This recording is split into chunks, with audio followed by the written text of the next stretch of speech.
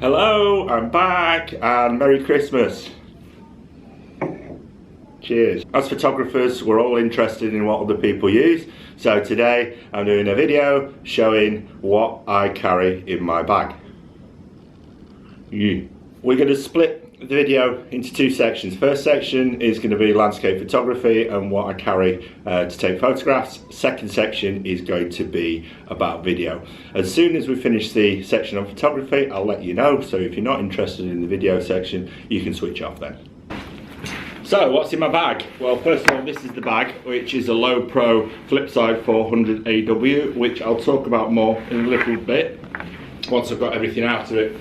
On top of the bag, I carry the Gitzo Mountaineer tripod with ball head from Gitzo as well. I got this as a combo for an absolute steal for Gitzo from, I think it was mbp.com. The combination cost about 480 quid, which is a lot of money, but if you look at just the tripod legs, which are the 4-section legs, they can cost 550 quid on their own, so getting the combination was absolutely awesome. I'm not that keen on the ball head, and I'll discuss that in the video when I do the video on this tripod on its own. But for the money, it's absolutely awesome, and I'm not going to change it anytime soon, because spending 400 and odd quid on what accounts to a piece of carbon fibre and a tripod, for me, is crazy money, yeah? And I had to ruminate and cogitate and decided in the end, if I'm going to carry on doing this and I'm going to do it for the next 20 or 30 years, this should see me out. And if my kids are interested in photography, then they'll be able to use it. If not, the wife can sell it on eBay. Awesome. The first thing that comes out of the bag is the camera. What do I use? It's a Nikon. A lot of people use Canon. I use Nikon. Why? Purely because when I was a kid, all I ever wanted was a Nikon camera. Yeah, so Canon are awesome, Sony are awesome, yeah, it's absolutely fine, but I always wanted a Nikon camera. And we've got the D800E camera. Before this camera I had the D5300, I believe. Awesome camera, crop sensor, and here are some shots.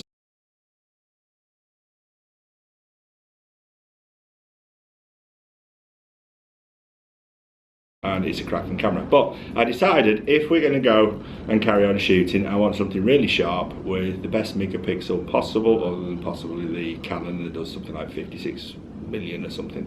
So I went for the D800E, which the only difference between this and the D800 is it hasn't got an anti-aliasing filter on the front. Okay, you can buy the D810, yeah, which has got a few more bells and whistles. That's £2.5 grand. I got this second hand from Camera Jungle for just over £1 grand. Lots of money, but I won't be getting rid of this anytime soon. Now it's blowing a hula here in Huddersfield. That's why I'm not out shooting, and I'm also recovering from the flu, but you really don't want to know that. So I'm taking my hat off because I'm sweating like a sweaty person. So you might just find that the camera's adjusted a little bit because I wasn't getting the top of my head in the shot. Not much to see, but hey. So that's the camera. Now we are going to look at lenses, and hold on to your seats because we've got a few of them. This is my go-to lens. If I didn't have any other lens in my bag, this is the one that I would want. It's the Nikon 16-35. It's got lots of positive press about being a sharp lens, which it is, and it's got some negative press as well about being wide open, the fact that it distorts in the corners. That makes no difference when you've got something like Lightroom, because it will take all that out of the equation. So the only thing that I've got with this that is negative is its serious lens flare, but that's my fault because I like to shoot backlit, as you can see with this image and this image. Yeah, so you can't blame the lens, you know, it's laws of physics. If you've got multiple pieces of glass, one behind the other, and you're shooting directly into light, you are going to have lens flare, so you can't blame the lens. But this is an absolutely awesome lens. What are the alternatives? You've got the Tamron, I've not used it, but an absolutely awesome lens according to the reviews. And then you've also got the Nikon 14 to 24, which again is meant to be one of the sharpest lenses on the market for the Nikon camera, and also Canon bods also nick it and use it on their cameras, but you can't use filters. With this, it takes standard filters, and that was the deal breaker for me. And most of my images are taken with this lens. It is brilliant.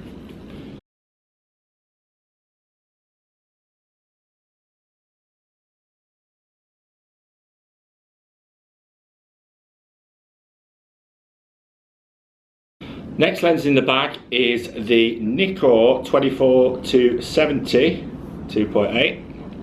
If you are into Nikon, you'll know that there is a trinity of lenses. The trinity of lenses are normally the 14 to 24. I didn't buy that. I bought the 16 to 35, and then this bod here, which is the 24 to 70. This is a beautiful lens, it takes awesome pictures, and I very, very rarely use it. And the reason is this, which is my 16 to 35, goes up to 35mm, yeah. And then the one above that, which I'm going to show you in a minute, shoots from 70. So I'm not losing a lot between 35mm and 70mm. Some people may disagree with me. They say, you know, it's awesome to shoot at 50mm. Well, yeah, I know when you do that, it maybe is. When I shoot, I like to shoot at 16mm, 18mm or 20mm. I don't often go for your 35s, 40s, 50s. And then if I want something to pull the depth of field in, I'll then shoot to a telephoto. So it is a brilliant lens. I'm not going to get rid of it because I'm sure it's going to come in handy, but at the moment I don't use it that much, which is a shame because it's not cheap. But people are sat there and going, oh well, you're buying loads of expensive stuff. The thing with this type of lens and the 16 to 35 is once you bought it, especially if you buy a good one second hand, you're not going to lose money on it. And this is what I keep saying to the wife. I keep saying, don't worry about it, because if I don't like it, I'll sell it and we'll get what we get back from it. So, you know, it's an investment. If you like to ride bikes, if you like Sky Sports, if you like chasing women, doesn't really matter. You spend the money on what you want to spend it on. I choose to spend mine on camera equipment because I love it. So, for the final trinity of lenses, we have, turn it up the right way around, the Nikon 70 to 200. Now this is the f4 version. You can buy a different version, and I'm not happy because I've lost the back off that. Top tip, as you'll know, is always look after your lenses. I can be a little bit lackadaisical with some things. I never wash my car, never clean it, but with these things, these cost a lot of money, and I haven't got the back on. The reason I haven't got the back on is because it was on the camera, and I took it off when we started shooting, so I put the lens cap on the back. That's really, really important. So this section of video might look a little bit different to the one that you've just been seeing, composition wise, brightness wise, and my hairstyle wise. The reason that is because it's the next day. The reason that is because when I got to talk about the telephoto lens, I only got halfway through and I was distracted and I forgot to finish that section. So we're going to go through this. This is, as mentioned before, the f4 lens 70 to 200. It is an absolutely beautiful lens for what it does from 70 to 200. It's crystal clear and it takes really awesome shots. Only negative thing with any telephoto, it does suffer from focus breathing, which can be difficult when you're blending your images, but Photoshop does a really good job of sorting that out for you. They do a 2.8 version of this lens. My advice is if you're a landscape photographer, stick to the f4. It's a lot cheaper. They talk about build quality differences and this and the other. It's also a lot lighter if you're carrying kit about, but it takes brilliant images. If you don't need to go wide open to f2.8, go for the f4 lens. You won't be disappointed. Again, the lenses are not particularly cheap, Nikon lenses, but you buy once and you don't have to buy anything else. And if you don't like it, you can always sell it for what you paid for it and sometimes a little bit more. So telephoto lens 70 to 200, can't go wrong with that lens.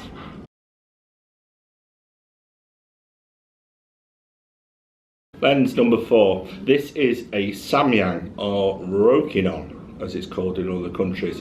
1.4 24mm. I bought this because I like shooting at around 20 to 24mm, at least I thought I did. This is a great go-to lens for landscape photography, but it has been superseded by the 16 to 35.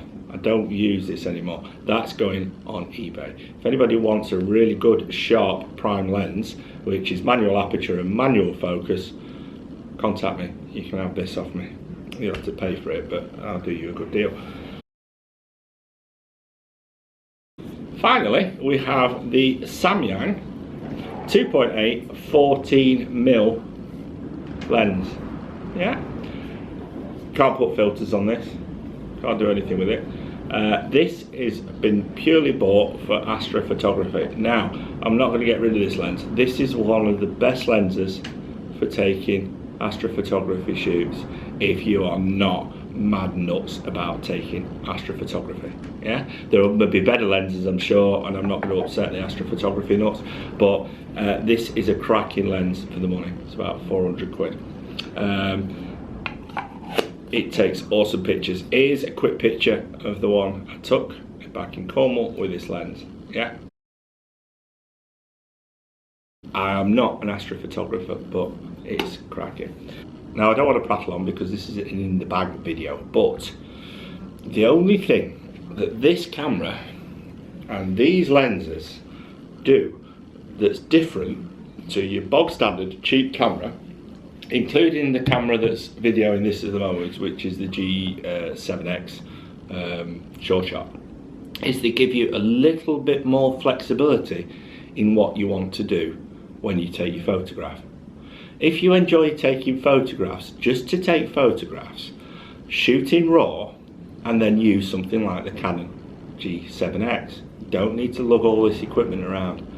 If you're thinking to yourself, well, full format might be better than a crop sensor or an APS-C sensor, Sony versus Nikon crop or whatever, it really doesn't matter. If you shoot in RAW, you can take it into post-production and tweak it the way that you saw it when you took the picture. Do it. You are not going to see a massive difference. You don't need to outlay money to take good images. Good images come from 2 inches behind the camera, and I'm not being arrogant and saying my images are good. I'm not saying that to anyone. What I'm saying is, don't worry. If you've got a 25 quid camera, go out and take pictures. Filters, if you're a landscape photographer, are absolutely vital. So I shoot with Nisi filters for my 10 stop and my 3 stop, and I have the Nisi system for the polarizer and the actual filter setup itself. So if we take them out the big,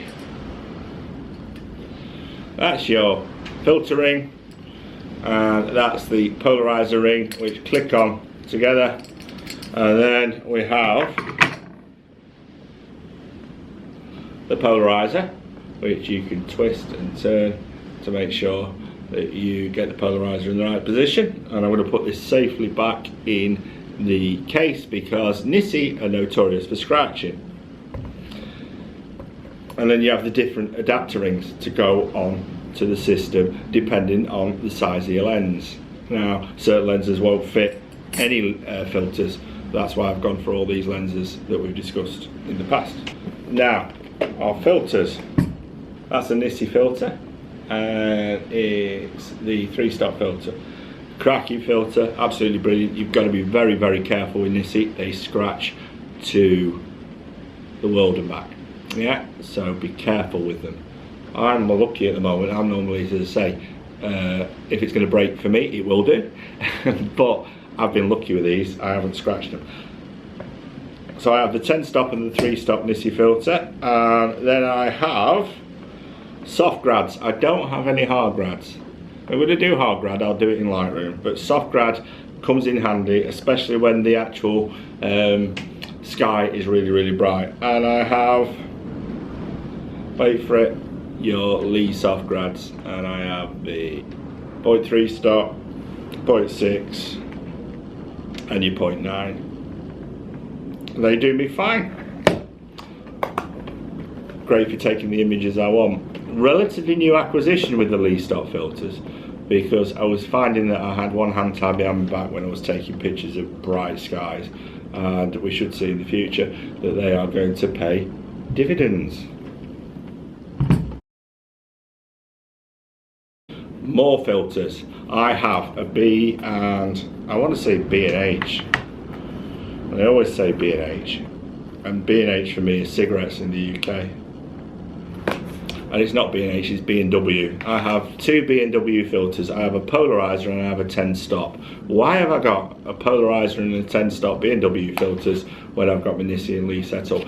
Because sometimes these are convenient. When you have to take these filters and you have to attach it to the front of the camera, and then you have to set up the polarizer, and then you have to put down the filter and set everything up. Sometimes these are very, very convenient. And actually this shot, which was taken at the lighthouse at Tor Moors, was taken with these. The reason is, I left these at home. I forgot them. And we've got some great shots. So you don't have to spend hundreds of pounds on expensive filters. You can go for these. The only negative with these is that they'll only fit on certain lenses. So I bought my most popular lens fitting, which is 77, which fits on a couple of my best favourite lenses, or it fits on my favourite lens, which I told you is a 60 to 35. Lens cleaning fluid, absolutely vital. If you saw my Porthwen shoot, I absolutely ruined it because I got sea spray on the lens. Try cleaning sea spray off with a lens cloth, you will smear the lens and you will not get a good image. So just carry some of this, absolutely vital. Cheap from Camkicks. I am not sponsored by Camkicks, but cracking off Amazon, get yourself some lens cleaning fluid and some lens cleaning cloths. Here, I have one. I thought I didn't, but I have one in the bag. Lens cleaning cloths, absolutely vital, but not without the lens cleaning fluid. You may as well throw that in the bin, unless it's just raining, but you'll still get smear, so just carry some. It's a couple of quid. Top tip, we have cable releases here.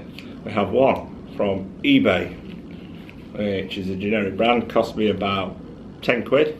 Within about 6 weeks, this broke, stopped working, and that is a pain in the bum if you're on location and shooting and you like to do long exposure. Yeah, so that went in the bin. Yeah, but the Nikon version, cheap Nikon version, MC36, works perfectly. Feels completely different to that one, which maybe made in the same factory, but that one is pants. This one is cracking. So don't skimp on the stuff that you buy.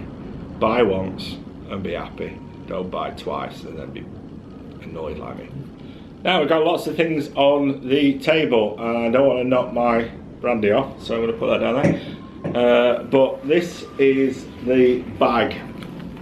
It's going to be difficult to show you on video how good this bag actually is. Rucksack. On the top it takes my tripod. In the back it has enough room for lots of things, including those cheap coking filters which have just fallen out. And here it has lots of room for your kit. So there. It also has a hip strap.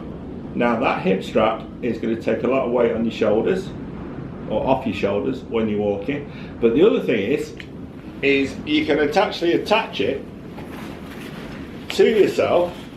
I'm going to try this now because I'm not moving the camera. Like that. And you can spin it round so it acts like a little table in front of you. And if you can see, all your camera stuff will be in there in front of you. You can pull it out and then you flip that down and you assemble everything, and then you flip the thing back around yourself and attach it to the back of you, and you can take your shots. So it's actually designed to do that. It's actually designed to sit like this as you spin it round, and then all the stuff's in front of you, and that's one of the main reasons why I bought it. Now, negatives of the flip side 400 AW. possibly a little bit small because I like to carry a lot of kit, but you can carry 3 lenses with ease. I can carry my 70 to 200, I can carry my 20 to 70 and my 16 to 35 no problem at all. And I can also carry my filter system, my cable release, my other filters and my camera body, no problem at all. And then you hitch the gitso on the top, on the back, so as you'll have seen in my videos, it's something like that. So an absolutely cracking camera bag, rucksack. And if I was recommending you going out and shooting full format or even APS-C or crop sensor and you want a really good bag, buy the Low Pro. With any of this stuff, shop around. These things cost over 100 quid, 150 quid from different camera manufacturers or different camera internet sites. I got it for, I think it was 55 quid for 45 quid from eBay. So shop about, you don't need to spend silly money. Now, if you're a photographer and you're not interested in video stuff, switch off. And Merry Christmas to you. Now, if you're interested in going out and doing the vlogging thing, or you're just interested in going out and taking a video yourself, for your mates and your family, your wife or whatever, there's a massive difference between going out and doing something professional, which I don't, or going out and having a bit of fun. I do a mixture between the two. So my main go-to camera is the GoPro Hero 4 Silver, and that's what I do most of my vlogging on. I also have, which is a new acquisition, a Canon G7X. It's yet to be tried out and tested. I'm actually doing this video on that at the moment. If you are going to buy a GoPro, you need one thing and one thing only. This. This is the world famous muff or Windslayer. Yeah. If you're thinking of going out and taking video and you don't have one of these, you may as well just go and sit in a toilet, flush the toilet and talk, because that's what it's going to sound like. It will sound absolutely pants. This thing sits over the top of the GoPro, just like that, and that'll look like a black blob to you. You have a little foam cover over the camera, and what it does is it's not over the camera completely, the camera is here so it will show an image, but what it does is it cuts out all the wind noise. And if you're going to go out and take video, you need one, and they're about 10 quid, and they come with a little skeleton thing that connects around it, and so it sits nicely inside the muff. So buy one. You can buy them on Amazon. All the links to the stuff I've got are on my website anyway, on YouTube. I have a little selfie stick from GoPro, which is a 3-in-1, and it does numerous different things, but it's mainly designed to stand over here and take pictures of me. It does have a tripod bit in the bottom, which is a bit muddy, and that pulls out. Yeah. It comes out like that, yeah, and then it screws in the bottom. It's okay, but it's not a tripod. It will wiggle around and it will fall over, as you may have seen in some of my shoots. So my advice is use that and then prop it up against something, and then the video will be somewhat less shaky. So that's the end of the video. Wishing everybody a really happy holiday and Merry Christmas. And if you're watching this 6 months later, that won't mean anything to you, but we were filming this at Christmas 2016. Coming up in future, we're going to be going back down to Norfolk to do a shoot possibly on the north coast, and we've got the Isle of Skye coming up, which should be very special because it's a whole week and I'm going to do a week's worth of videos. So see you soon. Peace.